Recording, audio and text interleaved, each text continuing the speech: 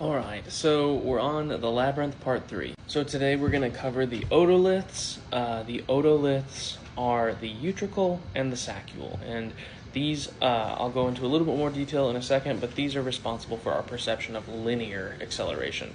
The utricle sits in a horizontal plane, the saccule sits in a vertical plane, and they are each roughly 2 millimeters squared in volume.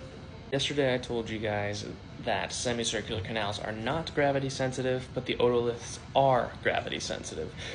They have inside of them hair cells that are embedded in a membrane, which is right here, the macula, otherwise known as the otolithic membrane, and then overlying those hair cells are calcium carbonate crystals. So if you've ever had a doctor talk about your ear rocks or your ear stones, this is what they're talking about, and the actual name for them is otoconia, which is Greek for ear debris. Going back briefly, I realized I didn't point these out. This is the saccule here, and then this is the utricle, and you'll notice that the utricle articulates with each of the semicircular canals, but the saccule doesn't articulate with any of them. So the gravity exerts a pull on the otoconia, which displaces hair cells based on movement. You'll notice in the saccule, gravity is always, as long as you're standing upright or sitting upright, gravity is always exerting a downward pull on the otoconia, and so in the saccule, these hair cells are always displaced. And then that would not be true, obviously, if you were lying horizontally or something like that. But the otoliths give us our sense of position in space and detection of gravitational linear type forces. So the saccule detects vertical linear acceleration forces. So think about the acceleration and deceleration that you experience when you're in an elevator. And then the utricle detects horizontal linear acceleration. So think about when you're riding in a car. So like, for instance, these top two pictures, when you're in reverse or you slam on your brakes really quickly, gravity pulls your otoconia forward, which then displaces the hair cells, and that gives you the sense of like a deceleration forward. And then same thing going forwards. And then this is just showing that you get that same displacement whenever you tilt your head instead of just accelerating or decelerating forward and back.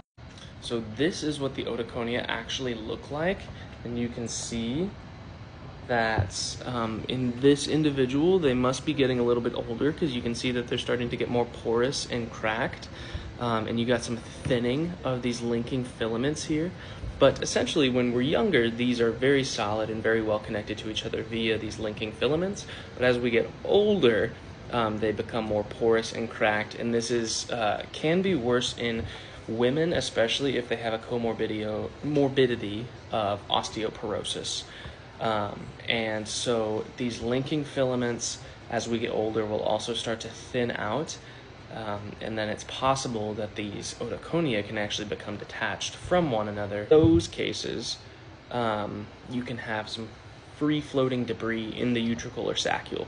Now, if there's detached otoconia in the saccule, it may not be very noticeable, depending on how significant the amount of detached otoconia are, and I guess you would only really notice it if you had no sense of vertical acceleration or deceleration. But in the utricle, there's a risk of these debris migrating into the semicircular canals due to the articulations of the utricle with the semicircular canal. So you can see that this person sitting upright, gravity would still be pulling the otoconia down, so there would be no issue, but as soon as the person lays back, it's possible that these otoconia end up going into one of these canals. And most commonly, it's the posterior canal, just because of its geographical position, so to speak, in the labyrinth.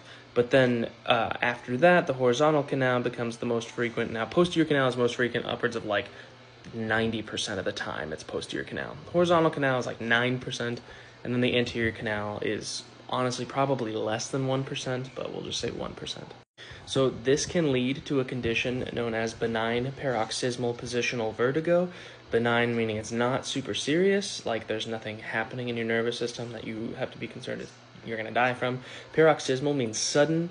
Positional vertigo means that when you go into certain positions, that a sensation of the world spinning around you or you spinning is detected. So that's just vertigo.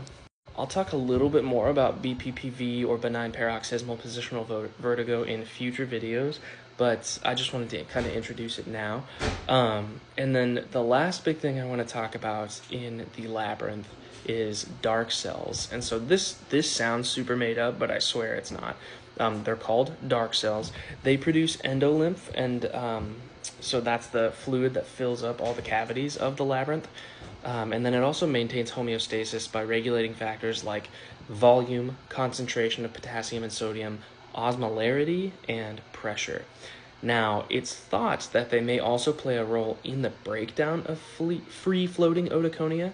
You can see that these dark cells are up in the utricle here, located posteriorly in the utricle, but then they are also located in the canal side of the ampulla. And so if debris is free-floating, it's always possible, it's believed to be possible that these dark cells will become phagocytic, meaning that they break down those free-floating debris, and that could be an explanation for why sometimes there's spontaneous resolution of BPPV.